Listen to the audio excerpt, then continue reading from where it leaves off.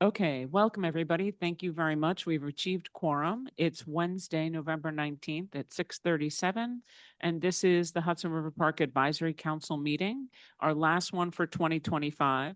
And if you were wondering, oh geez, I missed the in-person party, I will tell you no, we're going to kick off the start of the year with a welcome to 2026. So make sure you're here in January. Alrighty, with that, we will repost the link for attendance, no problem.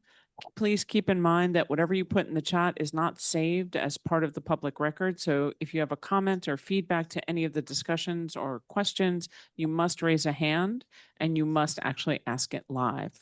For anybody who's in the room, please keep in mind that the mics are above your head and everything you say will be recorded.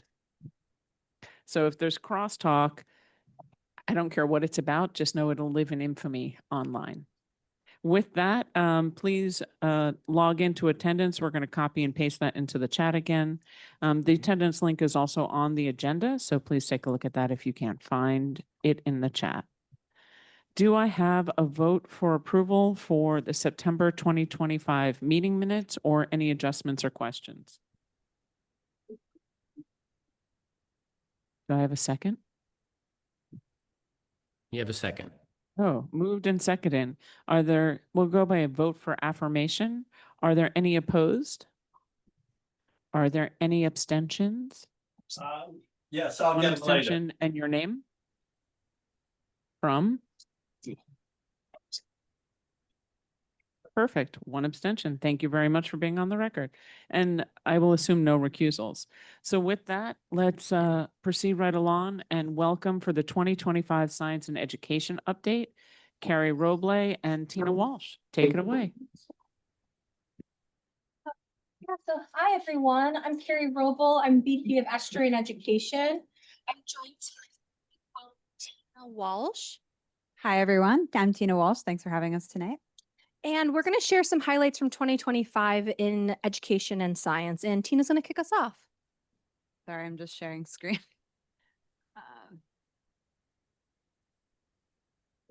We shared.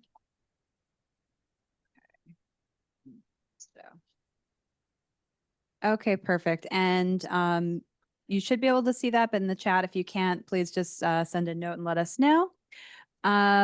All right, so to kick us off, I'm just going to adjust this for folks in person so you can see the screen a little better. As many of you have heard, the Trust has a robust field trip program, which really engages kindergarten all the way through college with hands-on science-based programs that happen throughout the park's 4 miles. These are experiences where groups are traveling to us from all 5 boroughs of New York City. They're coming for a 90-minute program in the park, in spaces like this Pier 57 Discovery Tank classroom, and they're learning about a topic connected to our local waterways. So that includes shoreline resiliency, climate change, environmental justice, local biodiversity, terrestrial plants, and microscopy and what plankton's living in the river. So we've really expanded these programs a lot in recent years. We have kind of an estimate for 2025 because we're coming on the end of our fall field trip season, but we're going to teach 450 field trips this year, which is a new top for us. It's about 30 more than we had last year. We're serving all 5 boroughs of New York City, and we're just about half and half between Manhattan and outer borough schools. The reason we see disproportionately more Manhattan schools, of course, it has to do with proximity. We typically have 1 morning and 1 afternoon field trip per day, and just with the school bus schedule, it tends to be a lot easier for Manhattan schools to make those afternoon field trips. So we work with outer borough schools and give them priority for those morning time slots so that we're still reaching a wide range of students from across all 5 boroughs. Notable for this year, we really improved our outreach to Title I schools. So Title I is a federal designation of need that schools that get federal funding to support lower income families. And so we did direct outreach and a series of mailers to Title I school principals, as well as science teachers and parent coordinators. Those are often the 3 people that book a field trip for a school. And we've seen a 10% increase in the number of Title I students that have come to us from 2024 to 2025, which we're really proud of and really happy for that number. really, when it comes to programs, we charge $200 a program, but we waive fees for every single Title I school, plus anyone else that requests a fee waiver. We really want to make sure that cost is not a barrier for folks to attend programs, and essentially, that fee waive number also is increased as a result of recruiting more Title I schools this year. We also do our research. Sometimes we tell a school they're Title I, they might not realize it. So we look it up and make sure that they're in the loop. So beyond field trips, which will reach 5,000 students with those programs, which is really incredible. We also have a pretty wide-ranging series of drop-in programs and events for all ages in our public programming range. So one I wanted to highlight is our Science After Dark series. This is essentially field trips for adults. So we have two main buckets of programs for Science After Dark. One is Ask a Scientist. We actually hosted one last week right here in the Discovery Tank, where we invite local experts to talk about a research topic. So last week, for example, we had a marsh scientist talking about climate change impacts on our local shores, and a scientist that covers work on eels in New York's waterways. And there's always a really interesting dialogue. We tie it to current events like Earth Month or Climate Week, and we try to really have two talks that are often in dialogue with each other. These are really popular events.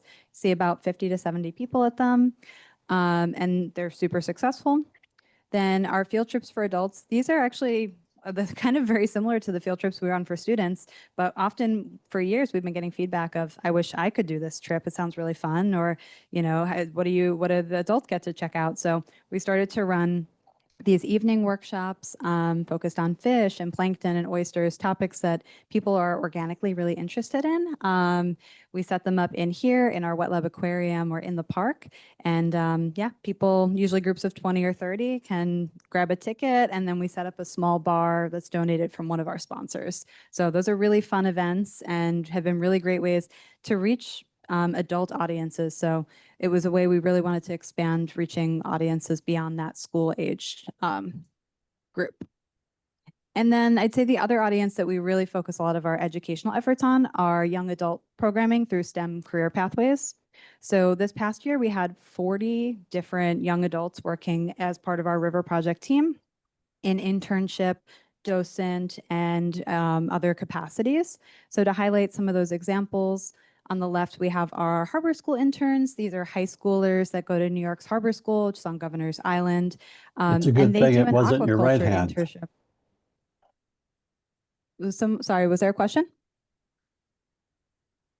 Oh, okay, no worries. So those aquaculture students do a internship with us where they're focused on measuring and monitoring fish as part of our survey. Additionally, we work with our CUNY interns. We have a really robust partnership with CUNY where we have 7 to 8 interns per year that are directly coming from CUNY. These two students were our spring CUNY interns from John Jay and BMCC, and they really focused on creating learning displays in our Pier 57 Discovery Tank. Those of you that are here in person, if you pop your head into the gallery, you'll see examples of our really dynamic walls where we create these educational content, so you can check that out. And then lastly, we've been trialing a docent program. This is an example of a docent that worked with us here in the Discovery Tank and then also supported events like Submerge, come out to us some of our major events. And it's another way that we're bridging and creating more science communication space for folks. I'm going to pass it over to Carrie. Yes, we'll have 5 minutes for questions at the end. So many of the programs that Tina was just referencing in education and the programs in research, they have helped us to attract funding. And as you know, we have 7 years of funding from NOAA. We have funded projects from New York State DEC, also the Office of Parks, Recreation, Historic Preservation. But beyond these federal and state grants, we've done a lot of work to get these private funds as well. So I just wanted to give a couple examples that are on this list right here. Our FAO Schwartz Fellowship. This was actually one in which a partner at the Whitney Museum, they had hosted a fellow, and they suggested that the park would be an excellent host site. This is hosting recent graduates. It's a very competitive fellowship process. And after us kind of being vetted for about 2 years, we just welcomed our first FAO fellow. It's Genevieve in the middle there.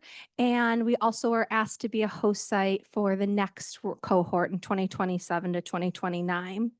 The second listed is the Richard Lounsbury Foundation. So this was a bit of a different route and took about 10 years. We had some initial funding in 2019 after Hudson River Foundation created a working group around environmental DNA and considering how this new technique could translate to our tidal estuarine waters. It was a technique used frequently in terrestrial systems and soils. And as a community, we were looking at how to apply that to our marine systems and dynamic waterways with also combined sewer outfall inputs, which come directly from people's homes and could have tuna or salmon in them. Well, the park, we proactively built partnerships with some experts in our area, Rockefeller University, Cold Spring Harbor Lab, to make sure that we had the training and resources to sample and process eDNA. But then that had snowballed into a network that we lead and created. We work with 4 other groups in the lower 88 miles of the Hudson River to sample for eDNA from April through September. We process for target species, and then we send off the PCR product to a lab to look at the full range of fish in our system at all of these sites. And Lounsbury helped to fund a project for the next 2 years. It's going to be this great complement to our fish ecology survey, but also translate this local data into training materials for teachers so that they can bring it into their classrooms. And then lastly, Pinkerton Foundation. This is connecting to what Tina was saying about those career pathways. We had some NSF seed funding through partners at Columbia University to start a high school internship back in 2017. We essentially, that seed funding ended and we didn't have a path to continue funding our high school internship program. Simultaneously, there's this great consortium of groups that was leading high school internship programs through the American Museum of Natural History, and Pinkerton Foundation funds those. We were connected through our partner at Columbia University, and thankfully we, applied. It also was a very rigorous application process, but we've been funded through them since 2021. And it's just unique to have that commitment from a private funder, and it's been an amazing way for us to reach now 85 students since 2018. Sorry that the title for people in the classrooms block, but it just says collaborations with visiting scholars. This is a list of the 22 research institutions that we currently collaborate with on research projects throughout the park. This year, we worked with 31 different visiting scholars, and this is to achieve our ambitious science and habitat enhancement program. So these collaborations, they help extend the park's capacity and reach, and also kind of elevate our expertise to answer really those most challenging questions that we're facing in our estuarine sanctuary. So you're also aware, Tina referenced that CUNY internship program, but in addition, that CUNY Office of Research, we have this long-term partnership with them. And with that, we now at Hudson River Park and CUNY offer 10K grants for 2 different groups of researchers and students from CUNY specifically to do research in the park. So this last year, we worked with 9 different CUNY institutions, many more actually scientists. Some of them come from the same college, but it's a way to really expand again our knowledge and understanding of our estuary while we supply staffing, some resources and support. They're giving their students some really amazing hands-on research experience and meeting also kind of their interests of their lab. Thank you.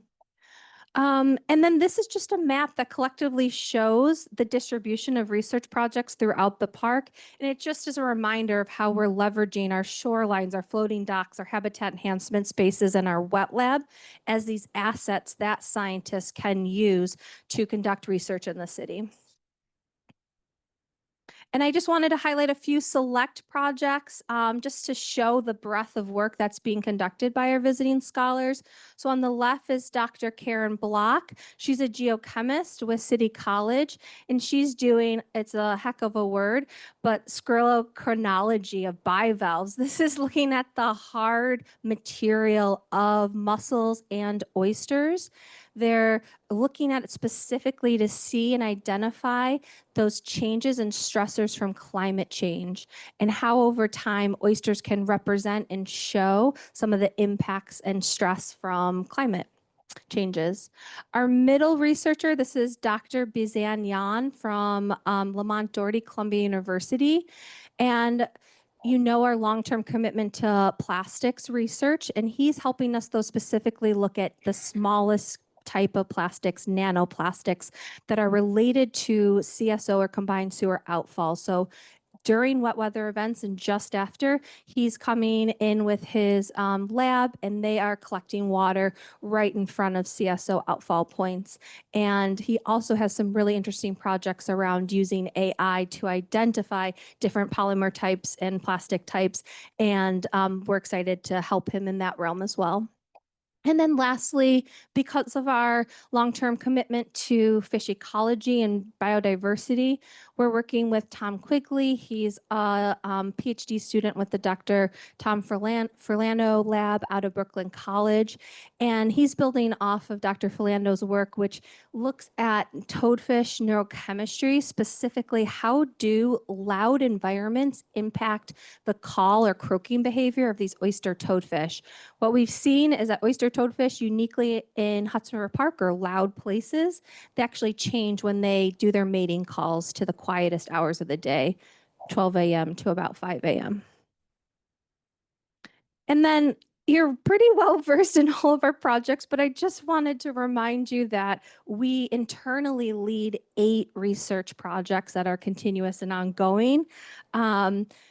We host New York City's longest run continuous fish ecology survey. This year we have seen 486 fishes. That's an increase from last year's 309, and we still have obviously a number of weeks to go in the year. Oyster, toadfish, skilletfish, and black sea bass were our 3 most commonly caught fish. We see interannual differences. Overall, our evenness is decreasing, which means there's a few dominant species that we're seeing each year, and the number of that kind of variety of other species has declined. But overall, each year we find something kind of exciting and new. This year, 3 horseshoe crabs were on our cages, or we saw for the first time a smallmouth flounder in our fish ecology survey. So there's always something where we're adding to our region's kind of, understanding of the abundance and diversity and spread of these fishes and mobile species. EDNA, I already mentioned it, but again, we're helping to lead that network. Waste Shark and Plastic, that's the device, our Waste Shark, called Gulp, down in that left-hand corner.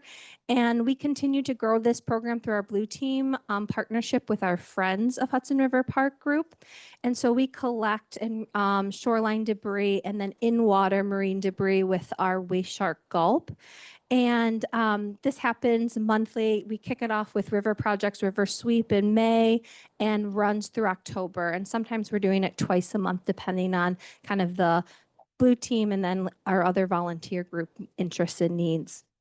RICOS is our water quality continuous monitoring station.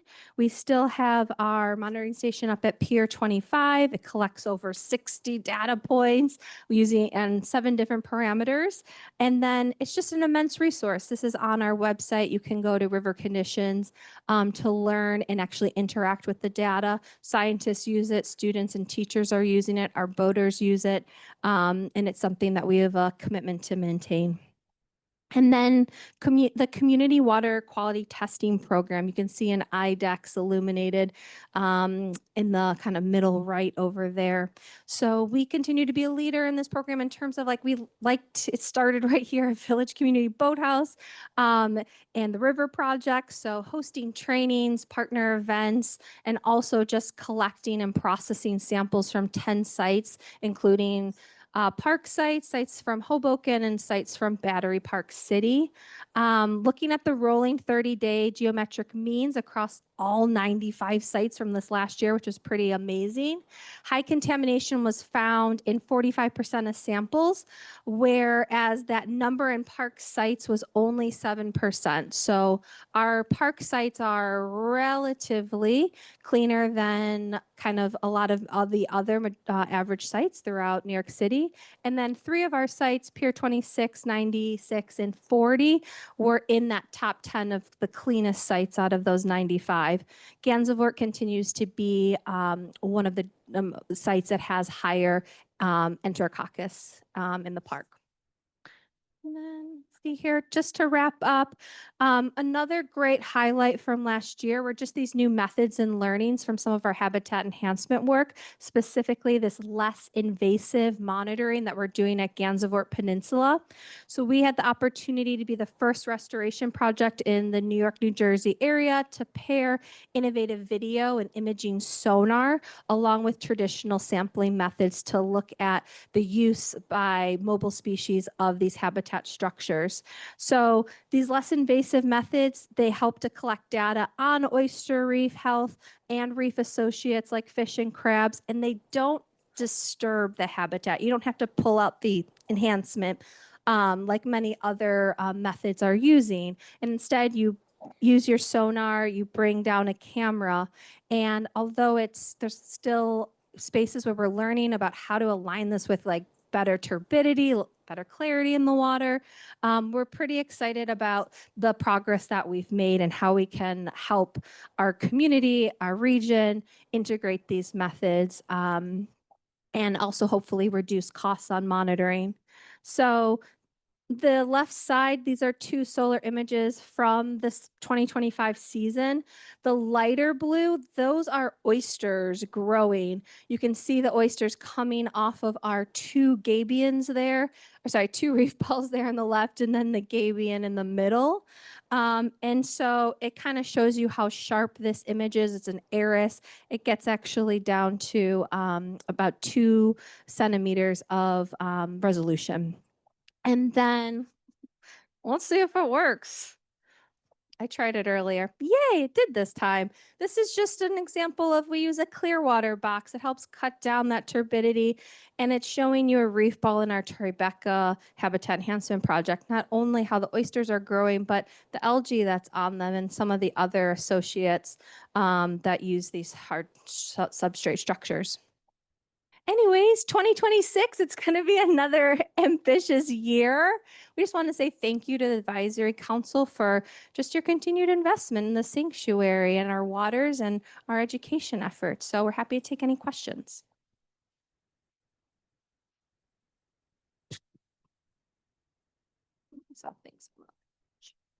Okay, if you're online and you have a question, please raise your hand. Simply because I know, Dan, I saw a question in the chat. I'm going to start with you, even though your hand's not up.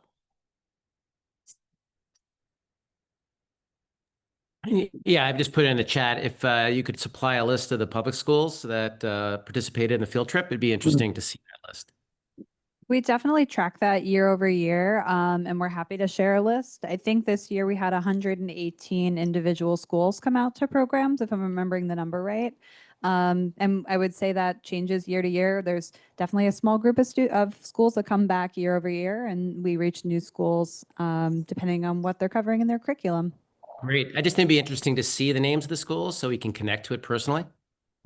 Yeah, totally. And if you ever have teachers or programs you want to add to our mailing list, we do a couple of advance mailers so people know exactly when we're opening field trips. Typically the spring season tends to be the busiest season for field trips. Everyone can kind of picture that perfect like May day of weather. But really the hint is just go in the fall. It's actually much nicer. The water's warmer, you'll see more animals, and it's, you know, a little bit of a better time of year. Tom, you're next. I just wanted to say Please speak bravo. up a little louder if Oh, you're online. sorry. Yeah, can you hear me? Yes, quietly. Quietly. I'll speak loudly then. I just wanted to say bravo. It's magnificent to see what you've done. Really wonderful work. Thank you very much. That's it? No That's questions, it? Tom? Nope, no, just a Okay. heck of a Robert, job. Parani? So Tom said kind of what I was going to say, which is thank you for all this effort. And let me just add, we work, we're really proud to work with Tina and Carrie in the park, but also with other parks all around the region, and we're connected to estuaries across the United States. And I think the advisory council should realize what an extraordinary effort this is. It's really not normal, like most urban estuaries or urban parks on the waterfront do not have this kind of programming or resource. So thank you, guys. Thanks, Rob. Okay, anybody else online? I tried to do online first because you weren't here. All right, in the room, hands up. I have a question. Can you share not only the presentation as a separate attachment and include what Dan asked for the public schools, but give some, how do you do the outreach for the universities? How does that relationship work with the park? And what are the criterias? Yeah. So in terms of working with and visiting scholars, we're open to working with any project that aligns with our priorities. So there's an open call on our website for visiting scholars to reach out. There's a template for identifying your project interest, scope, and kind of frequency and what your needs would be of the park. But then specifically at CUNY, we have targeted outreach. So through their Office of Research, they work with the Dean of Research at each of the college campuses. They may also work with certain departments specifically, and then they're using those channels. There's often monthly or every other month meetings where all the faculty members in a certain department come together. So it's been a really useful tool for really getting CUNY professors looped into the park, which, often are labs and spaces that are competing for limited funding. And so any ways that we can just kind of offer a little bit of help there and offset that challenge, that's what we love doing. And we love kind of helping the park be that field space and that lab for them. Since there's so many colleges in the area, and some I noticed on the list were very far upstate. So are those summer programs that you develop with those universities, or are those year-long research? Just curious.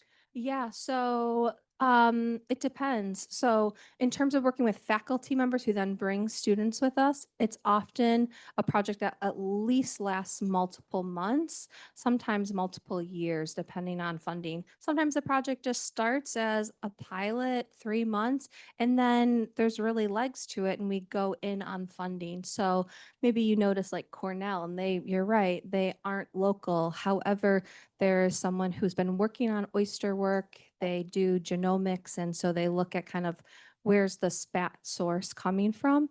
And he's been doing research in New York City for years, but we've been working with him for probably like 5 years. And it's just kind of interests and building off of questions that we have and interest areas of his own. But I would say, so those are people proactively reaching out, while now we do a lot of the outreach, particularly the CUNYs and SUNYs. Those were all my questions. Anybody else have any questions in the room? So I want to thank you for coming. I know you did an exhaustive presentation at the trust, and that's what spurred my, ooh, this is really cool. If we can make it a yearly update, we would love to understand what the work that you're doing, that we can support and share and anything else in that way. Oh, So great, thank you. pick a month.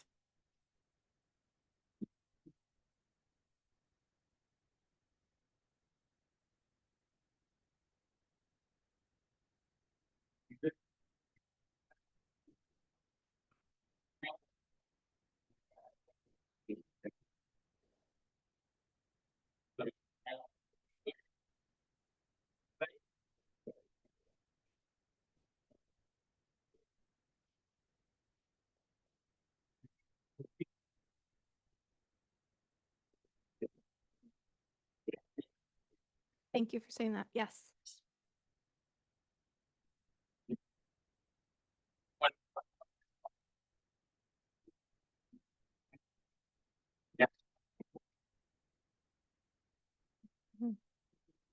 And I think it'd be great also, I don't know how clear, because I didn't see like when the applications for people for like Internships. for internships, for the universities, for the high schools, Right. for field trips, like having some kind of timeline that we could share out would be really helpful. Right. Generally, anything that starts in the summer, we're posting in February. And then depending on the timing of the high school internship, so the fall one, we recruited starting in the spring, and our summer one, we also recruit around February. But yes, we'll put a nice timeline.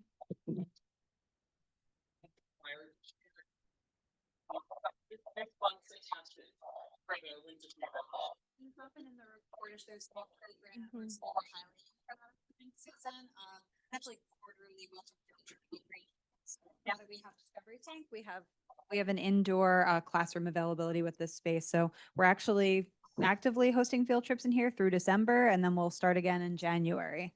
So that's also helped us really increase our numbers in recent years. Awesome. I mean, the goal for the advisory council is to help spread the word. So anything we could be great. All righty. Next, we're going to welcome Mike. And I'm not going to guess on how to say your last name, Mike. Maybe I will. It's too long. Dulong. Awesome. Welcome, Mike from Riverkeeper, to discuss some of the really well discussed things in this room. Water quality and swimming in the Hudson. So That would be great. Yeah.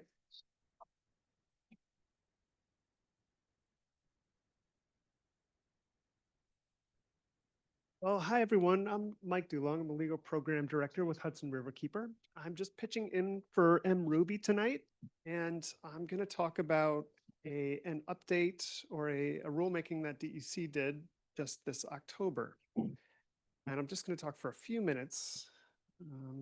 Maybe I can, yeah. I just can click on it. I think I can. There we go. Yeah. No, there is. I'll try more. All right. fantastic.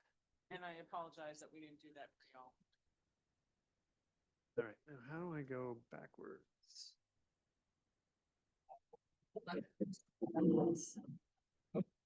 Okay.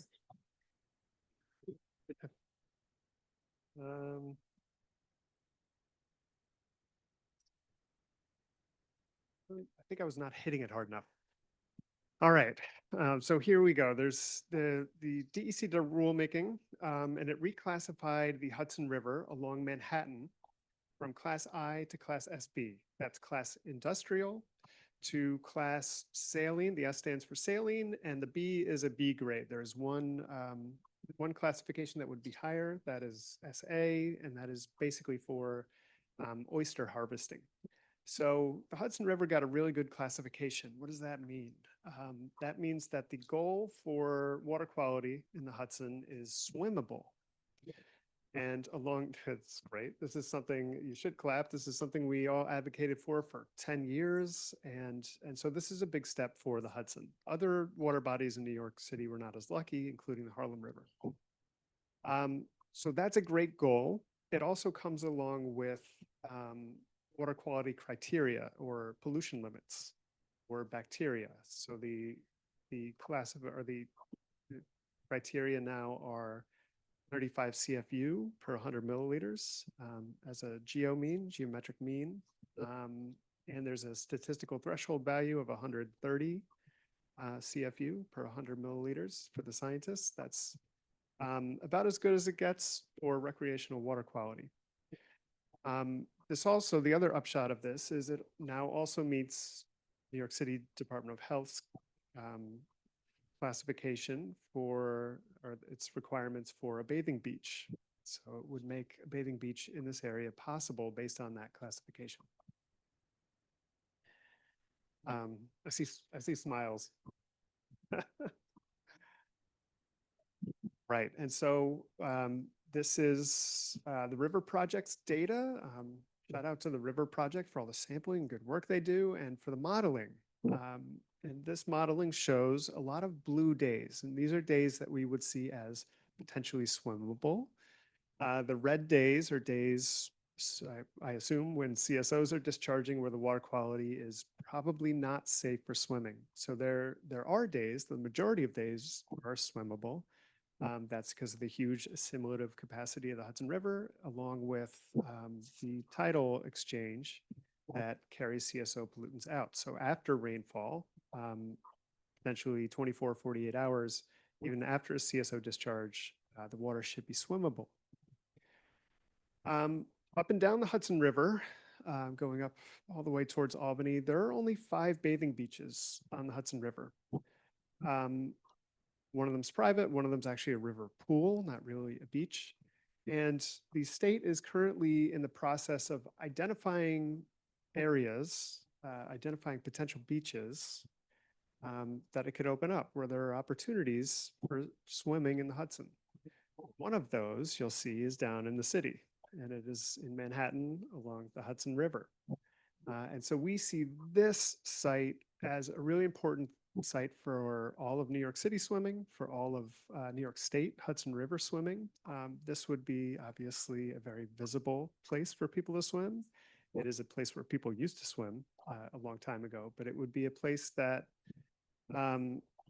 sort of opens the minds of people to swimming in open waters.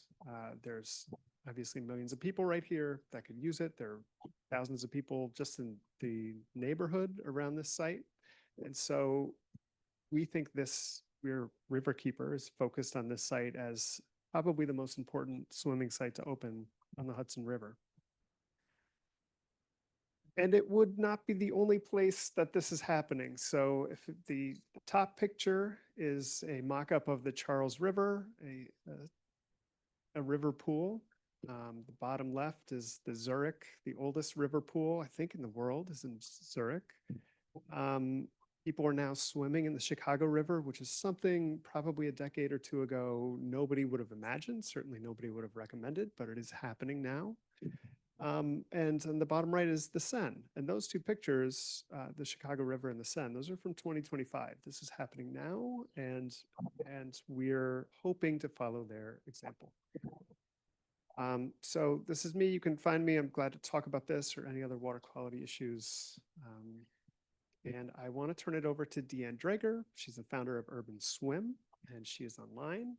And Deanne, if you could just tell me when to move your slides, I'd be glad to do that. And she's going to talk about some pop-up swimming opportunities. Thanks, Mike. Yes, Deanne Drager from Urban Swim. If you could please move to the next slide. We stage open water swims in the New York City area. We have a series of about 7 swims now.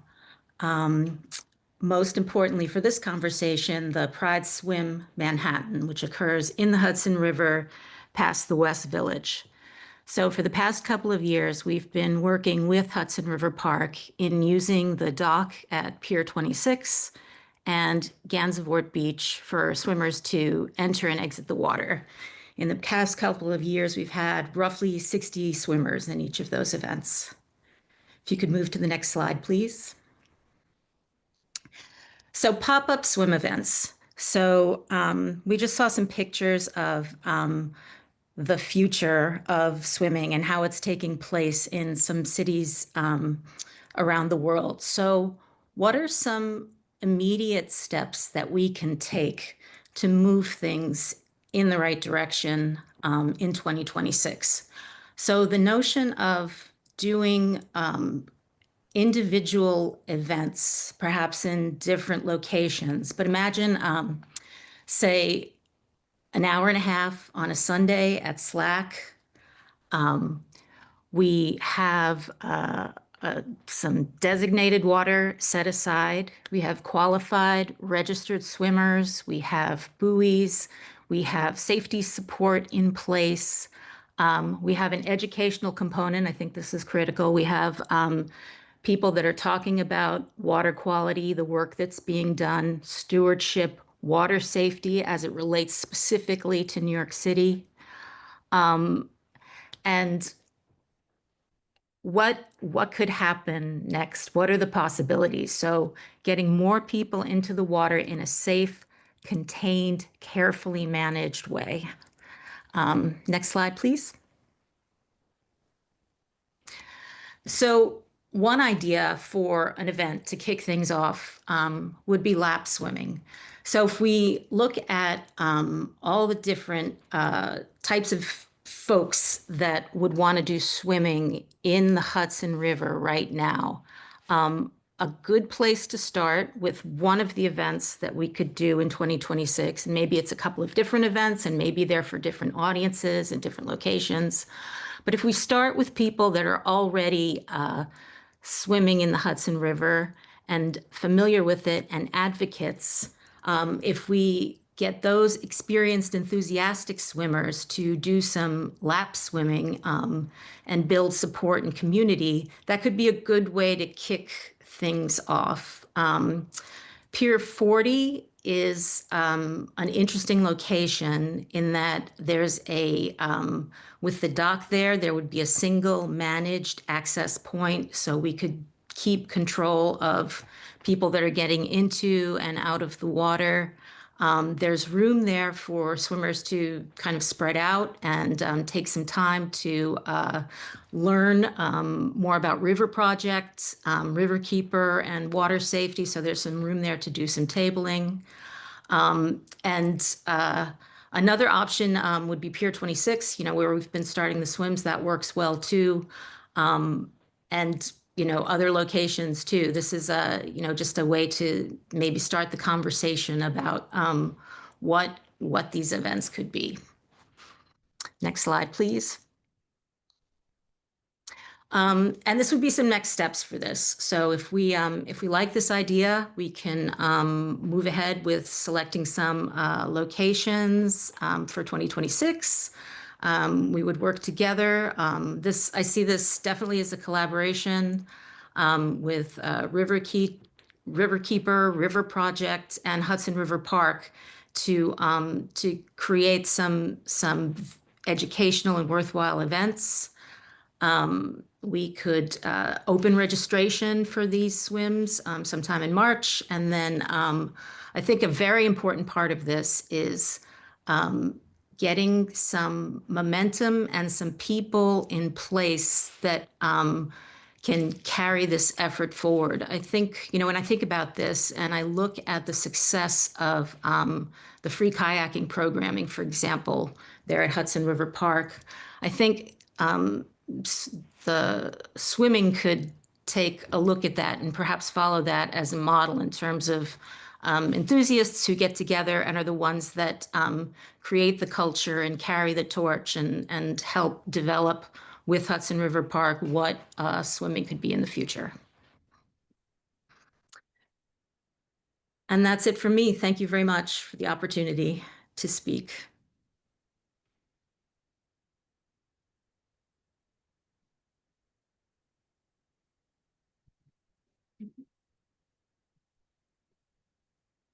Yeah, you're good.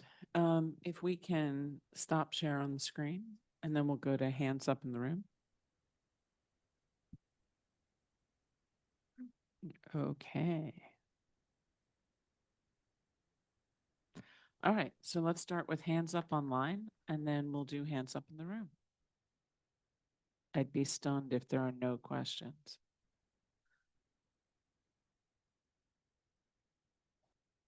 Tom? An observation. It's given the data that Michael presented, it makes sense to do something on a pilot project after the state has verified that this is a swimmable area. And I think it would be exciting, and I think it would get people more connected to the water, and I would support it. Thanks, Tom. Deborah? You have to unmute yourself. I'm at Village Community Boathouse, And I think that any project that would connect people to the waters of the Hudson River as a welcoming body of water and not a place to be afraid of, I fully support. And I would, I mean, I'm just Village Community Boathouse, but I think that, yeah, I think this is a really exciting idea. Anybody else online? Robert? Yeah, I just echo that, I'm certainly a supporter of this kind of concept. And, I know we've discussed swimming at the park before. And I think Deanne's concept really kind of lends itself towards, doing the necessary piloting that swimming at the park is going to require. Obviously having managed swims for, serious athletes is something that's been present in New York City for quite some time now, thanks to Deanne and others. And but I think, lowering the bar for public participation in these events, which is, I think, part of what the pop-up swim concept would do, is a great way to bring this to additional people in a very safe and controlled way. I think it's a way for the park. I don't think any of us would minimize the management issues that this poses for the park. But I think doing this is a way to test out both, kind of, what are the concerns, and how well this would function, what the demand is, and other aspects that are really important. Let me just kind of end by saying, certainly swimming, in the Hudson is important for all kinds of reasons. Whether it's, appreciating water quality or, getting people, as somebody just mentioned, kind of feeling safe around the water. It's also something that New York State is, by any metric does not meet the demand for, right? If you look at the outdoor recreation plan or for the state that the state parks office produces every year. Swimming demand is off the chart. I think anybody who goes to public pools that are open and sees the line on a hot day kind of recognizes that the demand is not being met. So, I just think it's a public service that we need to sort of think about how we can meet. And again, I really think this concept is a way of doing that.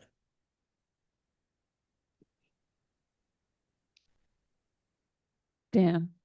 Thanks. I also agree. This is a very exciting project. I think Pier 40 makes a lot of sense because it's close to a lot of other educational areas within the park. My question is, I know we've seen hurdles before pretty high with the trust that it would be difficult insurance-wise to have a program. Have you spoken to the trust about the viability of this? Does it seem like it's possible? Is that question directed to me? Well, I guess, yes, it is. Have you discussed with the trust the feasibility of a swimming program? So we have done our Pride Swim working with the trust. So we have used the dock at Pier 26 and the ramp at Gansevoort Beach for our swimmers to get into and out of the water. So we have worked with them on getting the appropriate insurance for those events. And I would anticipate a similar type of process for making sure that we have insurance that covers these specific events.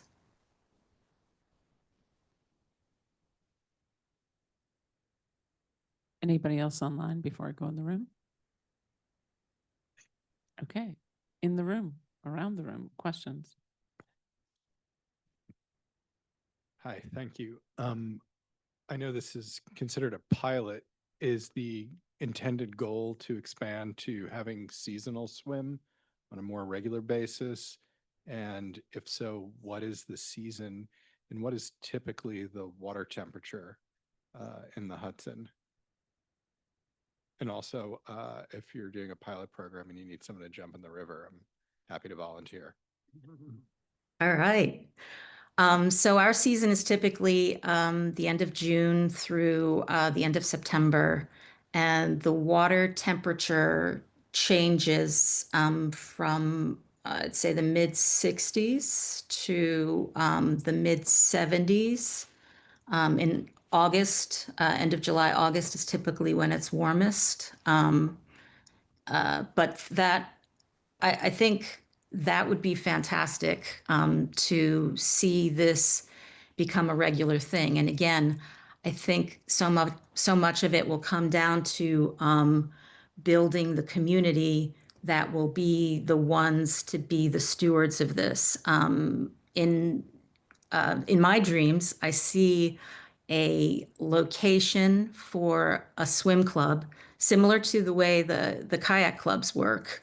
And in that location, you have the people that will gather and be the ones to hold the events on weekends and expand the hours that they're available, depending on who's available to manage and monitor it. Also, carefully open it to people of different swimming abilities. And the other thing with the the pop-up swims, not only different locations, but sort of different themes for each of the events. So starting out with the experienced open water swimmers is a safe way, but it's also a way to start to build a community. They're going to be the ones that will be the swim angels and the ones that teach the less experienced people about open water swimming. Like I can see a clinic that's open water swimming skill specific. So people that are typically swim in pools, what are the differences in being out here, and what are the skills you need to learn? And then for beginners, these buoys that everyone will have also function as flotation devices. So there's definitely the opportunity to get people with less experience into the water safely. I think that could be maybe opening it truly to the public. I still think we need to start with experienced swimmers. I think everyone needs to sign a waiver. I think we need to know, there's just a lot of safety and administration that needs to happen. But I definitely see a long-term vision of something permanent and expanding.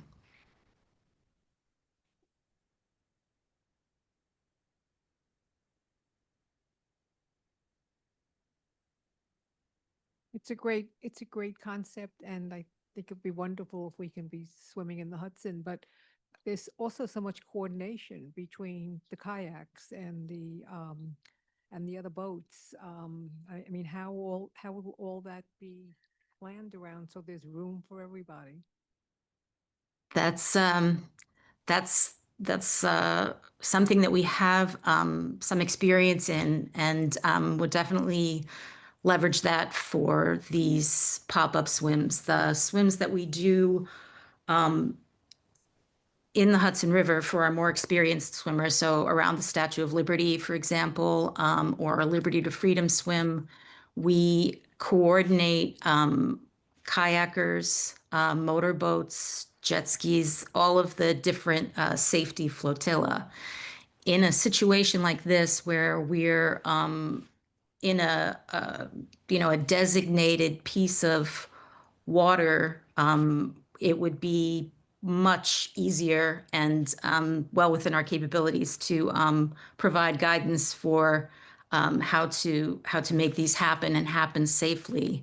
You look at one of our events, and they actually could easily be mistaken for kayak events. We have relationships with a lot of the kayak clubs, and think that the relationship with kayakers and swimmers is fantastic, and definitely an underpinning of our sense of what makes things safe. And it's just more fun. Kayakers are water people, and they're the ones that are interested in getting into the water as swimmers, and being a steward of swimmers as a kayaker is a very satisfying thing. So, but to answer your question, in terms of the coordination of the safety, that's something that we have some experience in and that we would be happy to bring to the table. It's terrific because as you go forward with what we call shared space on our streets in New York, trying to retrofit pedestrians and bicycles. Now we're in the water trying to coordinate swimmers and kayakers and skiers and boats. So it's a challenge, but at least you're addressing it upfront rather than moving backwards. Tammy, can I? Thank you for the presentation. And I think I would just, in the interest of time, I think we only have 30 minutes left for tonight's meeting, but I would love to hear from the trust. And I'm wondering if at the next meeting, we could put that on the agenda for you all to present based on your thoughts, concerns, like all of the various factors. And then we can figure out where we would like to advise based on that. I don't think we can use tonight's meeting, but I'm sure you have a lot to say, but also like think that's worthy of our discussion and time for us to also think through what we've heard this evening. So I'd like to make that recommendation.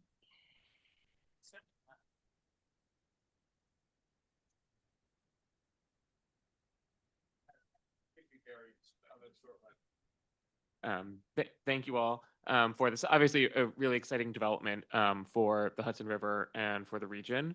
It is, I think, a testament to a lot of people in this room and those who came before us in many ways to the success of the Hudson River. It's something obviously our team in the Hudson River Project share a lot about, is to talk about the environmental success story that is the Hudson River, and that can be to really work over time. If you put the effort in from the city, state, and collaborative partners, you can really advance and see a really recovery for it. And it's a really exciting thing to see it and see those classifications be able to change and reflect that. I think some folks definitely did touch on things. Obviously, water quality is not the only concern for swimming here, and particularly in the lower part, in the harbor part of the Hudson, that where we sit. There are some real safety concerns that go along with this, and that is everything from tides to the significant wake actions to getting slammed up against a bulkhead or swept under a pier or the many other things that do. And we will be honest, every year there are people who drown in Hudson River Park. They're often intentional. They are people seeking to do so, but it is a serious risk, and it happens, frankly, a couple times every year. So it's not something that I think we want to sort of leap into without looking, without a really understanding of what it is and where we are going. And certainly, frankly, we're not alone in this. We are going to have to work collaboratively with our partners, particularly at city and state parks, who are also share the similar waterfront, share it. There's Riverside South immediately above us, Riverside, there's Riverbank, there's a whole swath of us, all of whom are, I think, going to be puzzling through many of the same questions at the same time, and really looking at this holistically. We have certainly worked with Deanne and Urban Swim on doing some open water events. It has been sort of an interesting development. They have not been themselves without the issues, although I think we've hopefully figured out many of the kinks with that. We look forward to working again with them this year. Or this coming year. And then from there, this is a recent change. So we are just sort of now wrapping our heads around sort of what is possible looking forward. And so that's kind of where we are today.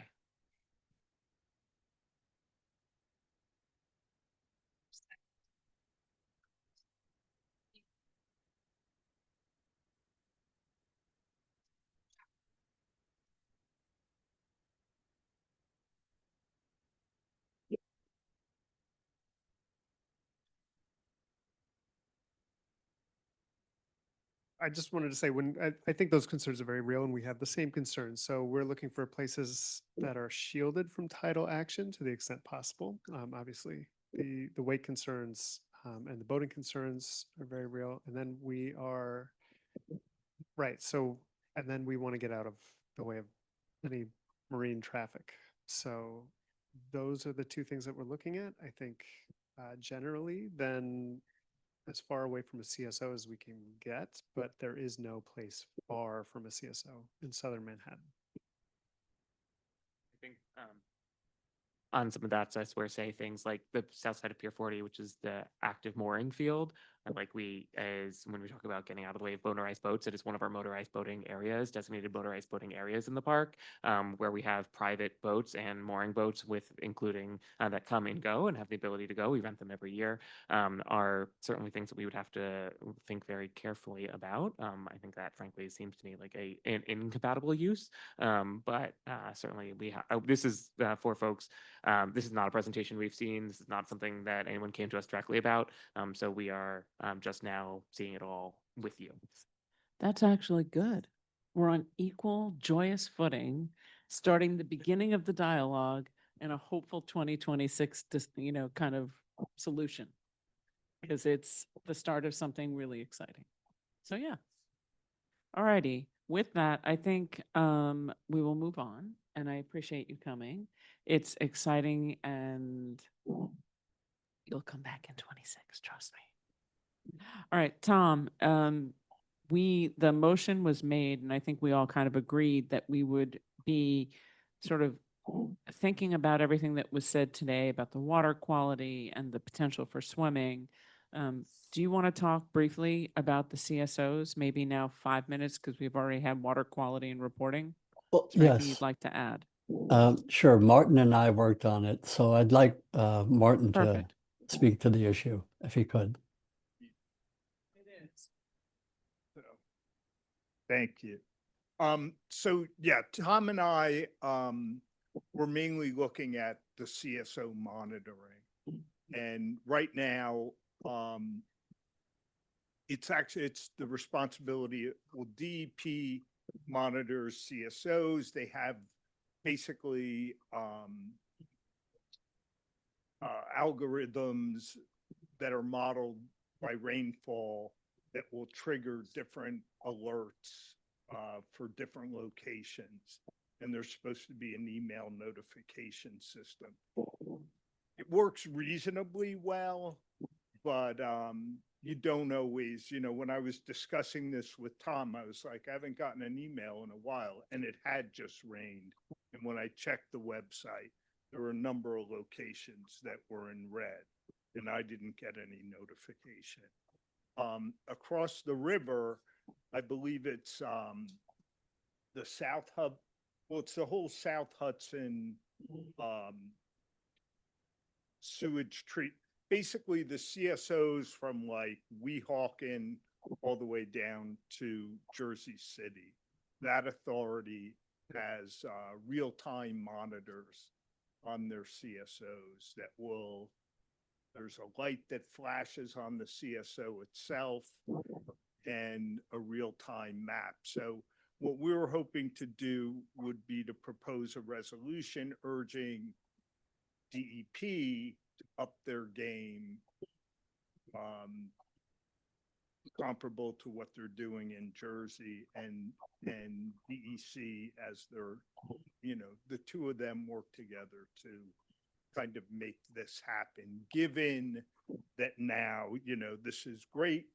We should have been swimming in the river a long time ago. It was swimmable to the Manhattan border and then below the Battery for a long time. So it's not like, anyway, yeah, this is all great stuff. We should be swimming in the river, and but the CSO monitoring is an issue.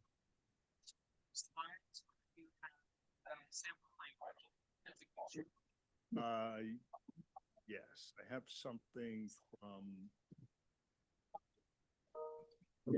I thought, didn't you submit that to Tammy or? Yeah, there was a resolution that I sent to you. Excuse me? I can't hear.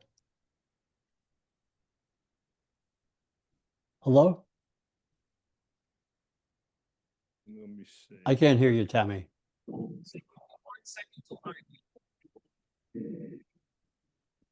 She's looking for it, Tom. Just a second. Oh, okay, sure. Okay. If not, I can find it.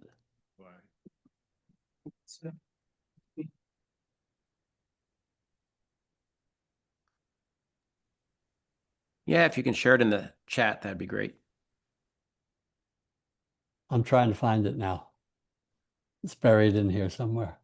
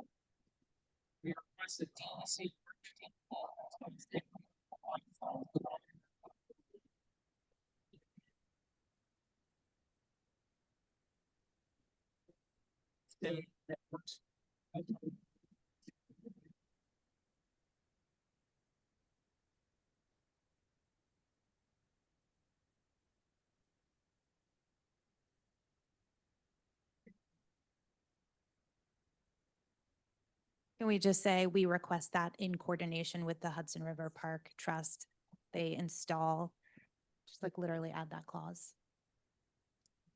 They install state-of-the-art devices to monitor discharge.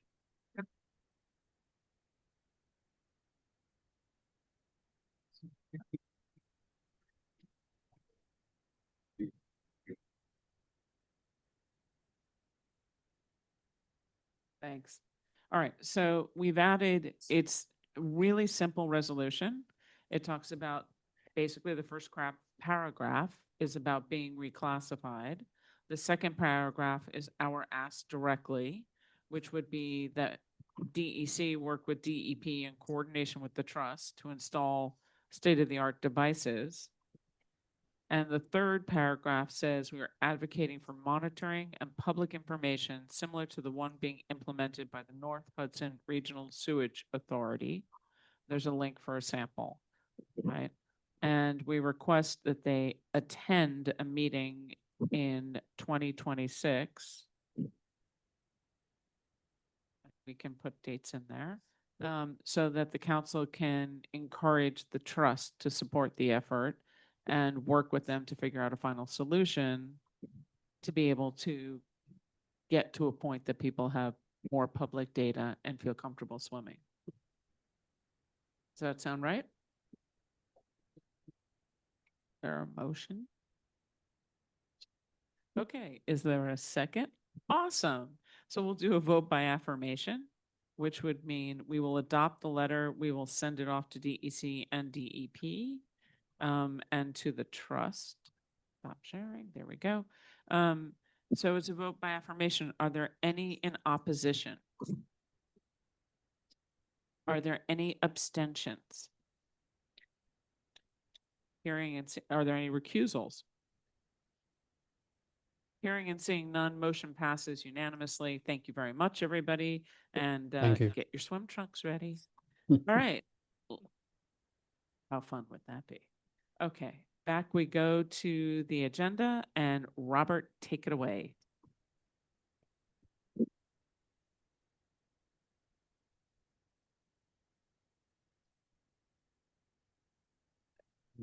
Chris, I just, we have 15 minutes. So for the two of us, you gotta speed along here. Speak at my speed.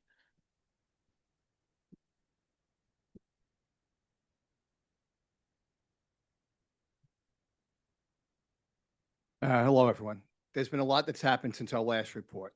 While crime reports in the park have remained similar to the same time period during 2024, there have been some notable incidents that have taken place since our last meeting, some of which I'll address now. First, on October 8th, there was a disturbing incident between an emotionally disturbed man and a child dust soccer player at the Pier 40 field. About 7:33 p.m. that night, a group of children were kicking a soccer ball against the wall next to the bleachers on the walkway. An emotionally disturbed man walking past was apparently triggered when one of the children came too close to him, and he grabbed the child by the shirt, pulled them, and threatened him. The emotionally disturbed man let go when some of the nearby parents interceded. Witnesses called 911. And just to give you a time frame, at 7:35, they called 911. At 7:41, they called the operations desk. Both PEP and NYPD arrived at 7:41. At 7:44, the perpetrator was arrested inside the men's room there where he was hiding. The perpetrator was not a person that was previously known to the PEP officers. First time we saw him.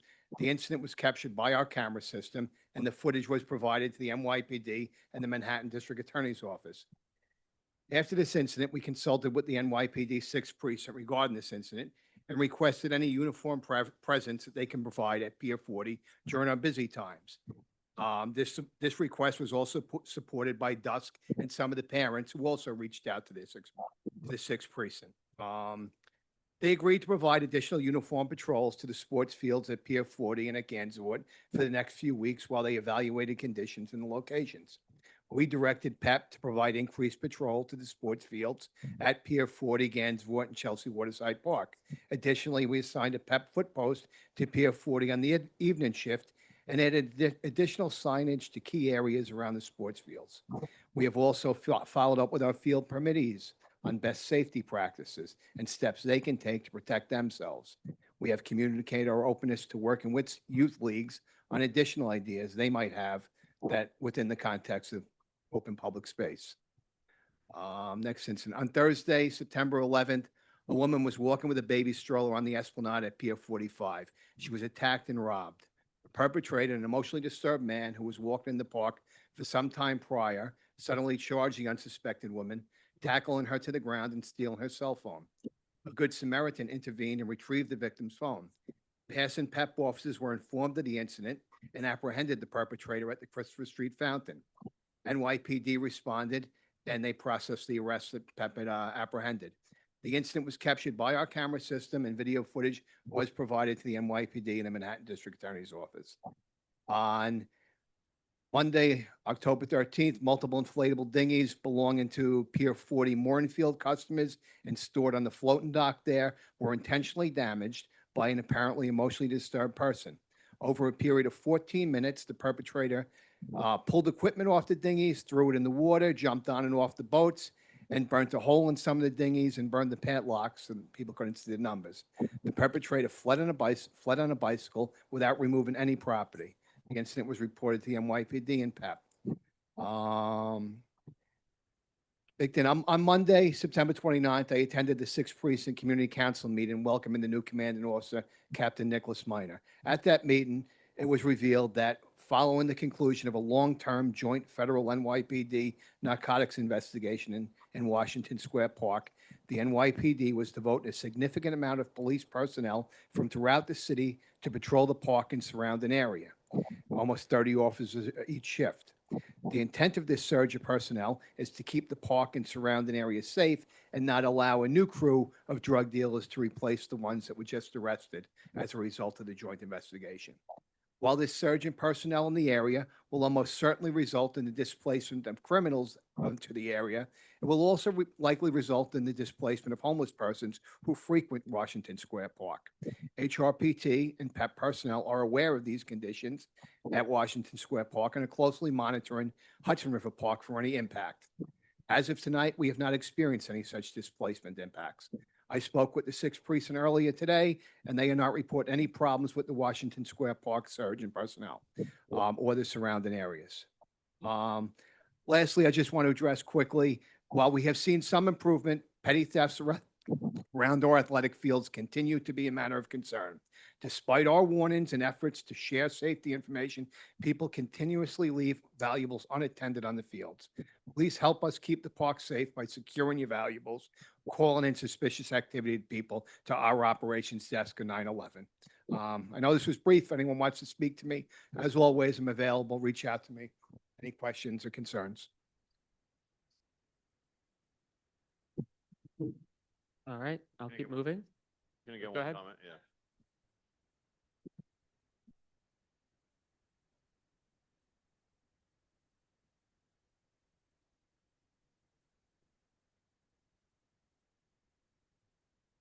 Why don't you go over reading? We've got a ticking clock here, so. Good. Just so since I saw that on the agenda, I just reached out to our executive director. There's one thing where that increased presence, I guess, is not visible anymore. It kind of has died down. Yeah. So The sixth precinct, I'm aware that it appears to have died down. I spoke to them about that today. We'll address that again tomorrow. The PEP personnel should still be there. That presence is still there. The increased patrols at Ganswood, Chelsea Waterside Park, and the foot post at 40. And I go out and I check that one myself regularly. But yes, I have monitored. They did commit to a few weeks. It's been a few weeks, so we'll address it again. All right. First up, and I hope folks saw this on the top, I want to give a special shout out to our staff member, one of our horticulture technicians, David Lowenguth, who just south of here, Pier 57 in front of Little Island, we had a park patron who went into cardiac arrest, and David was able to sort of frankly run over and start CPR while they other folks called for EMS, and someone else actually ran over to FD and Marine One and got one of the first responders from there. That sort of immediate response is actually like very crucial, particularly in cardiac arrests, to preserving brain capacity. The guy has made a full recovery. They've connected. It's very sweet and heartwarming in it. We're really excited that the training that we provide our staff, which we do on an annual basis for CPR, was able to put to really good use. And we want to give David a particularly good shout out for being able to activate it and put it into practice and then really actually help save a life. So I wanted to start with that. I am going to want to have two shout outs for some capital funding that we have received, which we are incredibly appreciative for. Assemblymember Deborah Glick was able to secure $1 million in funds for the estuariums, the Department of Environmental Conservation, as part of the state budget process. We got the formal notification. It helps advance and close the gap, which we are still chipping away at. Frankly, we are now struggling with the impacts of tariffs and others as we have gone on. So exactly how much we are chipping away at it is a work in progress. But we are incredibly appreciative for the Assembly members' efforts for it. I also want to flag or share that State Senator Brad Hoylman has directed $100,000 in capital funding to support the rehabilitation of the Pier 51 playground, so just south of here, just south of Gansevoort. That we are looking to renovate the playground. It's in its 22nd year of service, so the playground equipment we need to replace the playground equipment, the play service, as part of our ongoing capital maintenance. It's not always the sexiest or most exciting projects. It's not as always exciting as funding new projects, but it is the sort of thing that helps keep the park in good condition and really at the peak for the many people who use and love it. So we are also incredibly appreciative to Senator Hoylman Siegel. As part of that, and I know we have a number of representatives on here, as folks at any level of government are going into their capital budgeting processes, we would love to talk to you about possible projects in your district and area that one may be interested in funding. It is a key way that we keep up our capital maintenance. It is a key pace that we be able to keep Hudson River Park to the high standards that I think everyone here is accustomed to. I am going to skip over many of our design and construction updates for it. You guys should read them. I will flag ones that I think are in this that are particularly need a shout out here. Pier 40, the Pier 40 project that we've talking about, that fire suppression work and structural repair work that we have talked about month over month, is beginning. It is started as part of it. It will move its way through every part of the building. I flag for those who are in Pier 40 in the room, like we will be talking to people when we have a good sense of where it is. It is a 15-acre site. So in things that are 2 years out, one delay, I believe we have over 100 different sections that we're working on, extended cascade down the line. So we are working our way through each of them. We'll be talking to people soon about it. folks will begin to see some impacts on the ground. There will be eventually be encroachments on the field. Folks will see the spalling and the sporting of the loading dock roof, so that area around the field. That all will need to be addressed at some point. We will be working with people as we share it when we have sort of information on the phasing and what exactly those details will be. I also want to flag, and I think this is exciting news to nearly all of our sports field users. We are looking to replace rooftop field number 1. That is a larger rooftop field. It has not, I believe, ever been replaced in its lifetime, so this predates the field, predates the park. It is in dire need of it. We will take it over starting in the spring, where we will close the field. It is temperature and weather sensitive work, so we will close it for the spring season. Our anticipation will be able to hopefully complete it before the end of the season. Any time left over, we'll open up to leagues, but we don't want to promise a specific time window, knowing that folks have to book before we are absolutely certain. This does require work to the roof of Pier 40 underneath the field right now. Folks may remember we've done many of the other sections, most of the other sections of the roof. We've not done the furthest east section. One of the big complicating factors with this is that we do not know the condition of the roof under the field because, frankly, we can't see it. So we've done as much probing and preparation as we can, but there are some big question marks as to what we're going to find and how much work it will take to repair once we have it the turf up and we are down to the concrete and looking at the work. We will be working with our leagues as we have when we've done other repairs, Chelsea Waterside, Pier 40, Courtyard, and others, to help try to relocate users and leagues to the maximum extent possible. Daniel, you have a question. I just wanted to reiterate, it's a great idea that you're doing it now because it's the winter and fields are used less now. And the best time to do inside space for most youth organizations is in the summer because you can be outside. I just wanted to make that point. So unfortunately, we are doing it in the spring. We cannot do it in the winter because it is weather and temperature sensitive. So it has to be above 50, consistently above 50 degrees for us to be able to have the glue and some of the other sealants hold. And for some of those, particularly the glue on the turfs, and I know this from Chelsea Waterside and the pain struggles there, I think we need at least 72 hours of dry, 50-degree and plus weather in order to do the sealing and have it take. So it is a challenge. It is a moving target with some of the weather, but that's why we're going to take it for the spring season. We'll really relocate people to the maximum extent possible, and then hopefully have everything and restored for the summer session when we know we have our camps who also really use it. Okay. I also want to flag just on fields, the Pier 25 turf, which we had said that we were looking to do this fall. Unfortunately, we've had an issue with our contractor who's not going to be able to complete the work anymore, or at this time. So we are kind of reevaluating the schedule. We are rapidly exiting the period of time in which we can do this in the fall. Once you kind of hit mid-December, it is too far into the winter for us to be able to do.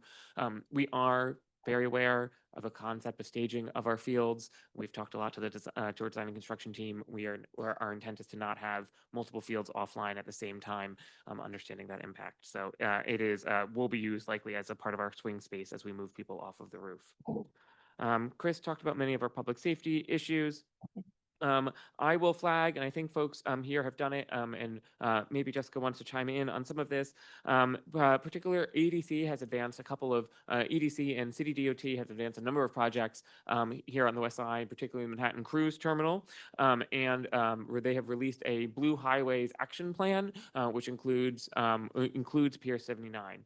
We've been actively engaged with City DOT, EDC, and New York Waterways on the frontage of Pier 79, along with the Pier 78 private owner, of which all access there relies on, as part of our 29 to 44th Street design project. We've been trying to work with them to understand what is possible, what we can do to try to help make that feel and look more like the park, provide expanded pedestrian space, bring some order to the cars and vehicles and buses there. So this was something that is a kind of a new introduction to it. We're continuing to try to work and meet with them on it. I know it's something that CB4 is also actively looking at. And then particularly EDC has released its master plan for the Manhattan Cruise Terminal. We have engaged with them to share some of our interests, and particularly trying to make sure that we have, say, like a boulevard that passes in front of it that connects the South Park from south to north, and are trying to learn more information about some of the impacts that they'll have on the water and others. It's a very massive plan. I will not be able to do it justice, so you don't ask me any questions about those specifics. I'd encourage you to follow up with Jessica and CB4, who is kind of taking it. I believe they're coming, Jessica said, on December 11th. So that will be the next meeting. I encourage you guys, anyone who is interested in attending, it is a pretty large change from what is there. They're proposing pretty large changes from what is there.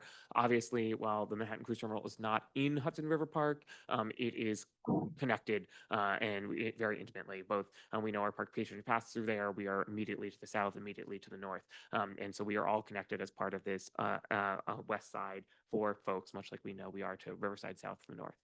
So we strongly encourage everyone who is interested to attend and participate in that process. I think that the council and many of our council members here are going to be very interested in that conversation.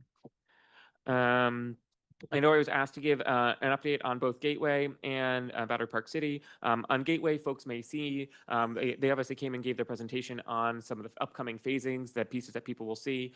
In the immediate, in the 29th Street area, you'll begin to see the two tall tables. Public sculpture is going to be removed and stored for the duration of the project. They will also soon begin moving their fence line further south in order to give room for some of their construction activities. You guys all have seen the detour plan, so they're going to begin implementing that in the coming months as their phasing continues. For Battery Park City, we are continuing to work with the BPCA on their resiliency project on the north. We appreciate, I think Senator Kavanaugh has recently pulled together a community task force that we're looking forward to attending on Friday. I'm sure CB1 is also participating in that. I'm going to look at Tammy. I'm just going to confirm that yes, she is. With that, we are working with them on some initial work that may take expected to take place in the southernmost portion of the park. So that is the southern panel south of the basketball court there. In that, there's some utility relocation work that will need to take place to prep with them. So we're working with that. They may happen imminently in the coming days, weeks, as we were working with them on trying to hammer out some of the specifics around that. And then we're continuing to work with them on some of their larger planning efforts for the resiliency project. So that's everything. That's the cantilever and the curve connection, as well as some of the means and methods. And that's what will impact, say, things like the mooring field and others. We're continuing to kind of work with them on their plans. A lot of that I think had very hopefully been planned to take place essentially starting now has sort of been backloaded in this phase and likely won't start until much later into 2026 to give time to address some of the other key outstanding issues. I will pause there on both of those. Any questions?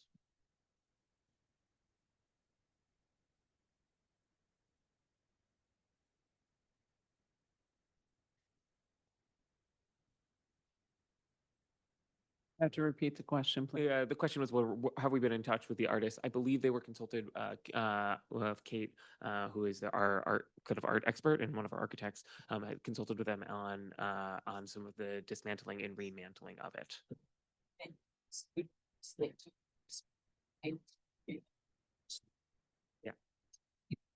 Yeah. That link there was coming. Are we talking removed for, where are they currently? So there's 29th Street. So that's for Gateway. They'll be removed and then brought back at the end. They're going to be safely stored. There's a lot of insurance about art moving goes into it.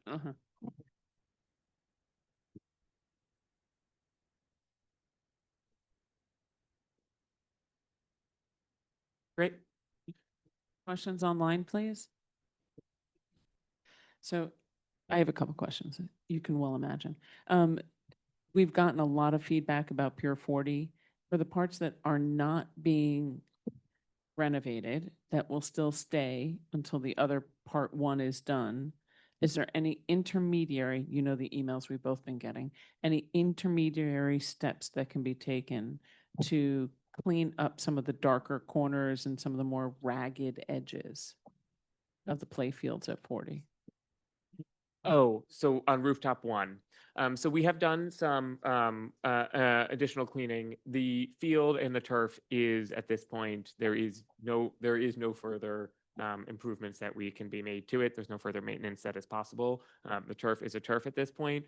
We do have sections around the field where there is litter that is outside of the fence line that are in places that our staff cannot safely get to. So they are immediately at the edge of the building, and we are not able to get to it. So we're not going to be able to pull out some of that litter from some of that has blown in there. We do regularly do a sweeps. There was an incident, I think we had one of our dough funds had gotten redirected. We had some guys up there at night who had been drinking, obviously while playing soccer, and had left all their beer bottles out. We normally sweep those every morning. We have one of our dough fund guys who goes up there to clean. He'd gotten redirected that morning, so unfortunately it was a not pleasant Saturday morning, I believe, for some kids. It is something that we do regularly take care of. We don't see have many of the same things on, say, rooftop field number 2, immediately adjacent. It is in better condition and does not have we have more access points, so we don't have the same sort of litter around the edge. Great. And have the permits been issued to BPCA yet? Do not believe so. And do we have any final information on the mooring fields? Because we don't have them either. So that's what I was trying to say. So we have some initial work that's going to be that is utility relocation. That's frankly happens in the park. Pier 94 has had some utility relocation. We've had our own utility relocation or repairs that have need to happen. That is pretty common work for it. This is a little bit larger. It will likely spill over into their larger reconstruction. Their larger reconstruction efforts that include that whole zone are the plans that we're still working on developing. Okay, and for the construction period, I'm going to put it out for the advisory council. I do have concerns about the planned rerouting of the bicycle paths that come down through the greenway as they interact with pedestrians and anybody coming off the back of Battery Park City's Esplanade as it reaches the bottom of HRP. Yeah. Simply because at the end of Chambers, my understanding is they're going to have to force anybody who comes through the park, Battery Park City, who's not on the greenway, into the reduced pedestrian sidewalks because there's no access way to reach the greenway at there anymore. So I bring that up as a highlight to when it comes to your section, if you'll pay some careful attention to We have that. paid excruciating attention to that. We've had many a conversation about particularly the concern of diverting bikes from Battery Park City up Hudson River Park's Esplanade. Battery Park City, for folks that do not know, allows bikes on its Esplanade. Hudson River Park does not. It is a difference between our two organizations. We have had a extensive number of conversations about that, both for final design, which many folks have seen at this point of sort of what the ultimate vision they are looking at. And then also as part of construction, the construction phasing, where trucks are going, where staging will be, what part will be ripped up when, and how they are routing pedestrians around that, which will include at some point routing pedestrians, frankly, around that southern panel as they have to, the pipe that they are working on has to get from the sort of center of that lawn panel out to the bulkhead. So they will have to reroute people out above the basketball court into a temporary pedestrian way and then back in after Hudson River Park. So we're going to close that final section of Hudson River Park for some period of time. It's all part of what is currently actively being worked on as part of their phasing. That includes also the memorial plaque for the terrorist victim of the victim of the 2017 terrorist attack. That is something that we have been flagging for them in existence that they are disrupting for 2.5 years now. I believe they are, we've kind of connected them to family members a couple of times. We've invited them to the memorial walk. So we're trying to help foster that conversation for them to be able to have directly with the victims' families. Great. Thank you very much on that. And then lastly, when it comes, I think unfortunately the trust is still going to have to push on that. And lastly, the bike rack, that is one of the largest bike racks and the only one that I know that is at the bottom of Chambers will be disappearing. It serves the Hudson River Park Trust and people who ride up and down the Greenway. There is not an assigned location for it yet. So it would be a conversation that perhaps we should have because it services people who are looking to engage with the park. Yeah, that is a particularly challenging area for a city bike dock.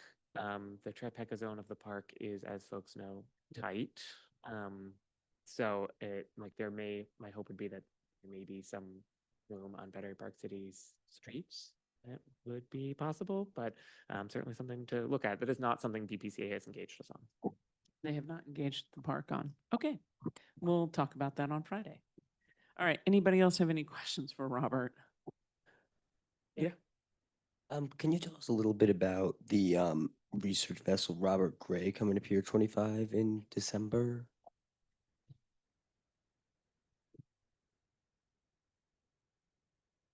I know that we had them reach out. I don't believe that we have, so this is a research vessel that is coming as a visiting scholar. I don't believe we have confirmed all of the details on that yet. I don't believe that is a confirmed that it's actually happening. But I will check and share information back on it. So with that, I'm gonna skip a lot of our river project things. You guys just heard a whole lot of it. Release of the Fishes was great. If folks missed it, we had a fish slide this year, which was the most interactive version of it. You got to put it down and it got to shoot off the end. My nephews came, we launched a spider crab. It was fantastic. They all really loved it. You should come next year.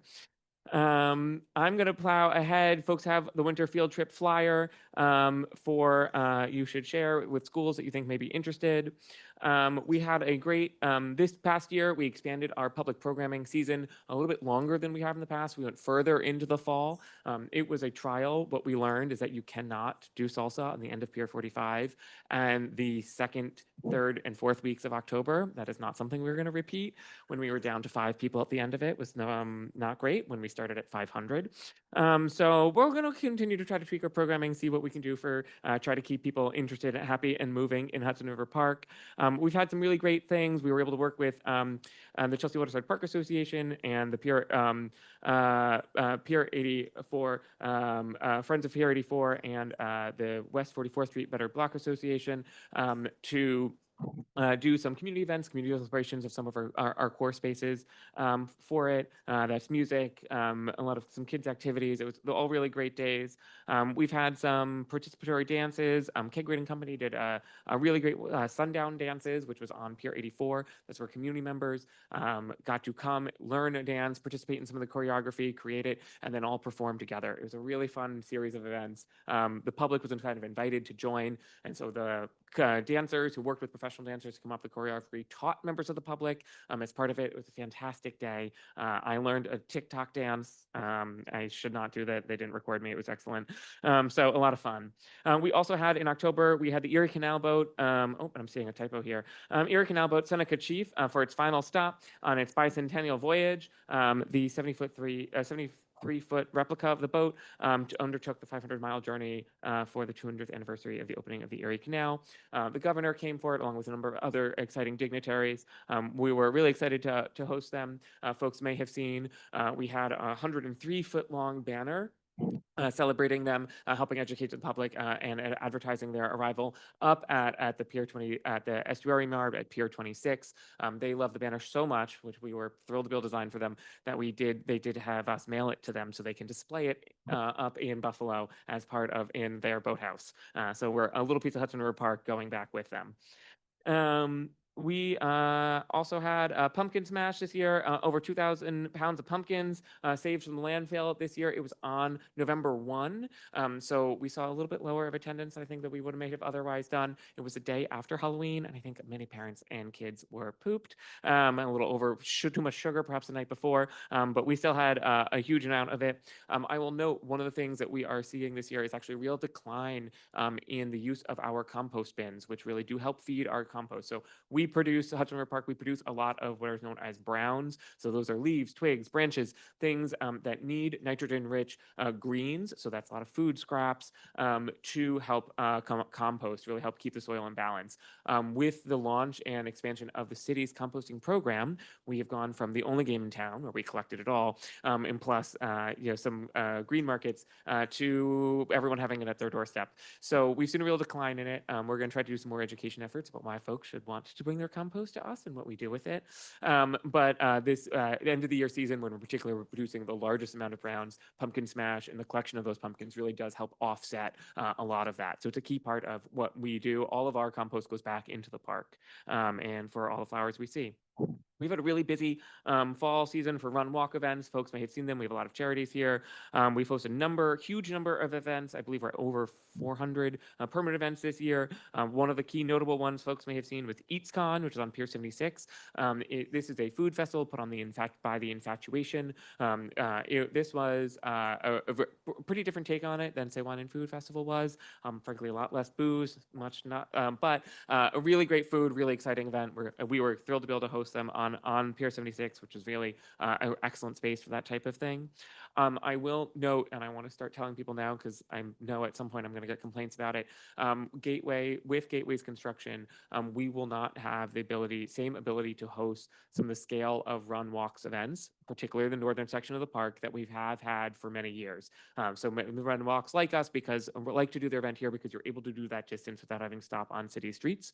Obviously, we have that here, still have that in the village section. There are places, Manhattan Cruise Terminal, Chelsea Piers, some places where we don't send folks in front of. So we really have a southern routes and northern routes that can include looping some piers. But with Gateway's narrowing of some of that, for safety reasons, we're going to have to restrict the number that we are going to host, which means people have to be temporarily displaced, much like our field users are when we're doing repairs. It's part of a normal process of space, but it is something that's going to be coming up for it, particularly going into next year. Similarly, next year between FIFA and the Sail Forth events, we are also expecting sort of a large-scale disruption in that June and July period in the Hudson River Park. So some of the events and other things that we have historically hosted, we may not be able to next year, given the scale of other things that are already going to be happening here. With that, I will turn to some final operational pieces. We conducted one of our biannual light audits. We have identified, 54 lights in Hudson River Park that needed some sort of work. That might be the light itself needed repair, landscape tripping around the light fixtures, debris cleanup for them. We also do, as part of this, we have our team also run the bikeway and also do that. We regularly are reporting things like lights outs and other repair needs on the bikeway to State DOT, City DOT, depending on what it is, when we see them. In this instance, there were 175 lights out along the length, Hudson River Park's length of the bikeway that we have shared with State DOT for attention. We've also been working on some of our Barrier 1 gates. Those are the vehicle protection gates that you may see that allow us access in but prevent those other cars who are not supposed to be from entering parts of our park. We are launching dewatering, which is an enormous effort for our operations and facilities team to drain all of our fountains, water fountains, splash fountains, all of our many miles of irrigation lines, all of which need to be emptied of water before we go into winter season. It's a big effort. So folks will see that they're going to be going off. They have at this point have already turned off. I wrote this beforehand. We are working on some repairs down at the docks at both Pier 26, which we did in preparation for Seneca Chief, the new boards, some repainting, replacing the rub rail. I think Mary had highlighted some of that for us, so appreciate Mary for getting us to take a look at that. And then also we did some repair work on the east and west docks for Pier 25. Overall, horticulture team, this fall we planted 11,000 bulbs, 3,300 perennials and grasses, 411 shrubs, and 10 trees. Some of these which were donated, some of these which we brought in ourselves, but otherwise a very exciting and productive fall season. Stop there. Any questions in the room? Nope. Anybody online? Oh, sorry. Just one. The compost You're decline. behind the gentleman, and I apologize. That's okay, which I understand the relationship with the city's program. Are you allowed under the sanitation rules to get food scraps from your restaurants in this river park? We are, there is a real cap on ultimately how much compost you can have before you come into a waste processing center and run into a world of permitting and zoning rules, which we will not ever hit. But it is an active conversation that we're looking at exactly how much we need and when. Some of it does also vary by season. So it's certainly a good question. Anybody else? Doubt it and I'll repeat it.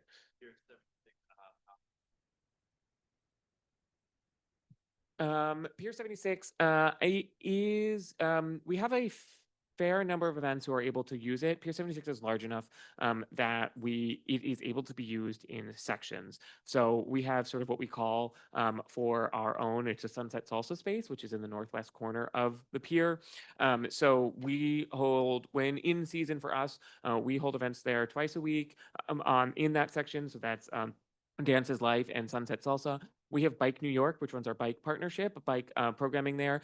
They are there pretty frequently on Pier 76. They're largely on the upland area. And then we have a number of run walks that have been sort of moving over and launching from there, in part because it's a much easier load in than some of our other spaces because you're able to drive a vehicle in, unload, and then depart. Whereas, frankly, someplace like, say, Pier 45 or Pier 46 or Pier 64 really involves hand carting all of your materials in. So if you have your tents, your tables, your check-ins, your signs, your banners, all really have to come in by hand as go out along with your trash. It's used, I'm going to say, probably for private events every other week. We do have some of the larger events, say something like EatsCon or MS Bike that have slightly longer builds that are taking the full pier, but those are much fewer in frequency. So we had High Rocks, particularly this early summer, late summer, or late spring, early summer. We have EatsCon, we have MS Bike, and a handful of others who use sort of the entirety of the pier for the event.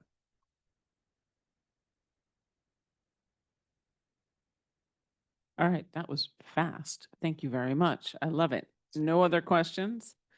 This is like the Robert stressor every time. How fast can Robert talk? Okay, I did good this time. you did great. All right, so we need to vote to confirm the 2026 dates. We're going to move on to the next items. So they were proposed last month. They are January 13th, February 9th, April 21st, June 9th. July, we will be TBD after all the events. We will work as we did this year because it's not fair to the trust to put more pressure on them when it's Sale 250, Pride, July 4th. We'll wait and see what the schedule looks like, whether it becomes July in the beginning, the end, August, although we're all on vacation, so just saying. So stand by. And then the fall dates would be October 5th and November 18th. Those are 7 dates thus far. Our requirement is 6 for the year. So we're planning on 7 as a start. Obviously, if it's a robust and crazy year, we can always add more. But I do need to get a vote to confirm these. Motion made, seconded.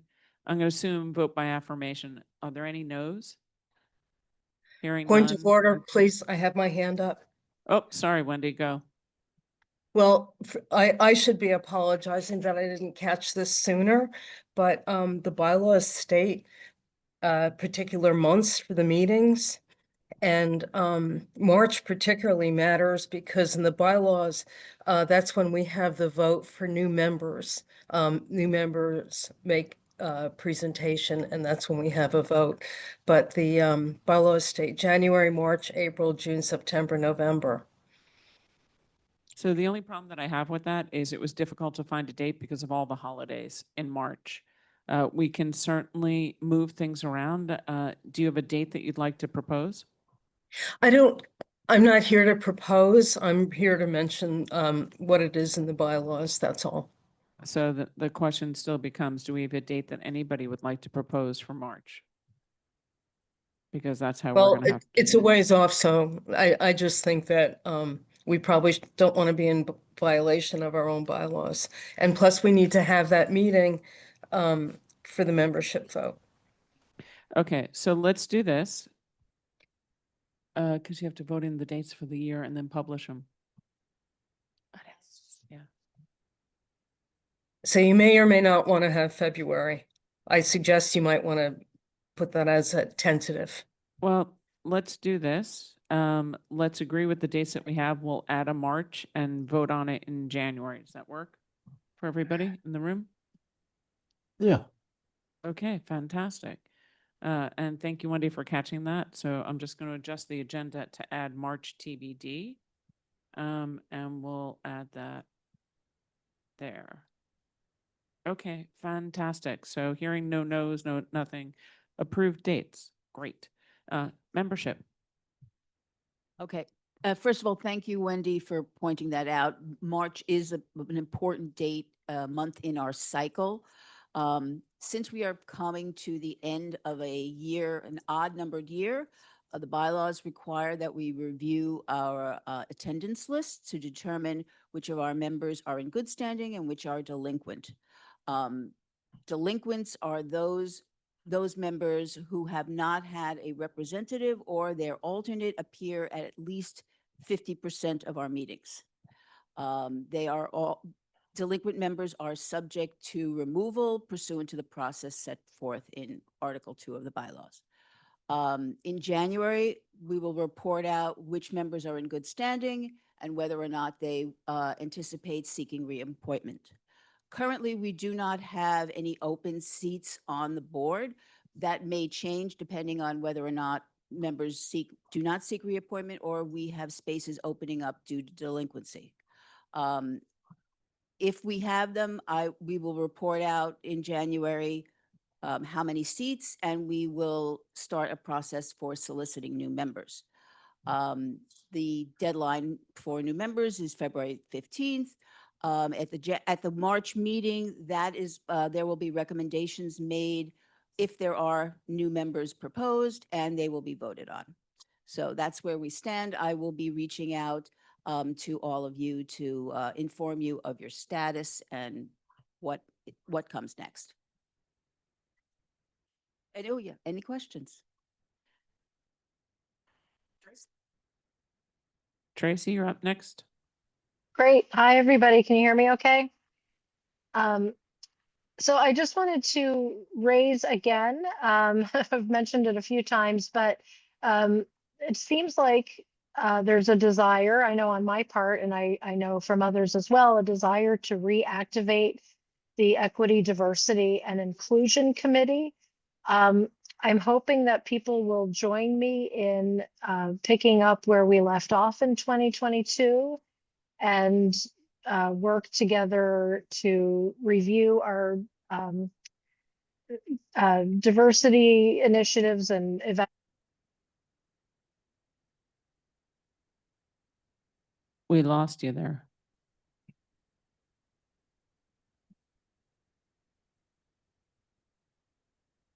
Tracy, your mic went out.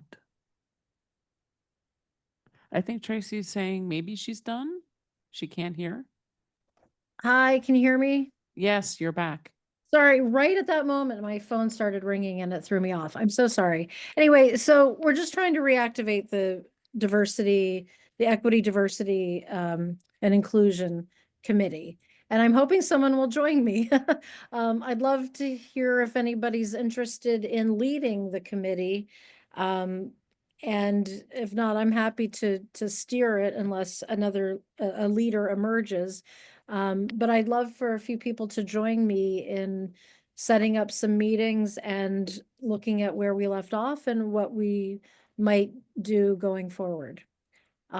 I've written a couple of emails for the executive committee to send out to the full council, and I don't think that email went, but I'm happy to recirculate something to give everybody my contact information so that if anyone's interested, they can join me in setting up a meeting to see where we are.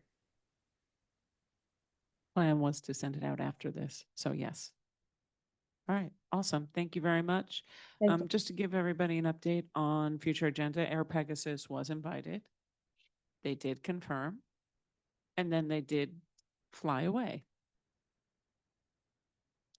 So this is being said publicly because we did announce it even at the board meeting, the HRP board meeting, that they had confirmed, and then they're a no-show.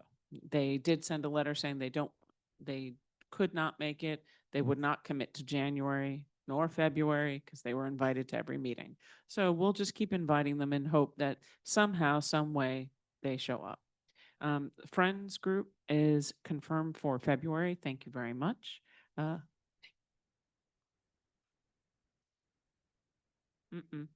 February 9th. Definitely couldn't make January, but they were going to do February. But if you want, you can wait maybe till March when we have a date. We'll see. And the cruise ship terminal proposed extension, that information just came out. We're going to try and see if we can get them slotted as well. All righty. Anybody else have any other topics? Oh, one more thing from the Zoom that is in the notes. Tuesday, December 9th, Madison Square Park is having a Christmas tree lighting. Everyone has been invited. Presenting the Kidwell Sisters and Tin Pan Alley American Popular Music Project. Lynn, did I get it right? I think so. So it's for everybody to invite, from Lynn Funk from Chelsea Village Partnership. And if you need more information, please reach out to her at tinpanalley.nyc. Thank you. My pleasure. All right. So do I have a motion to adjourn? So seconded, so moved. Thank you, everybody. It's 8:32. Appreciate your patience. Happy holidays, and we'll see you in January. Thank you all. Good night.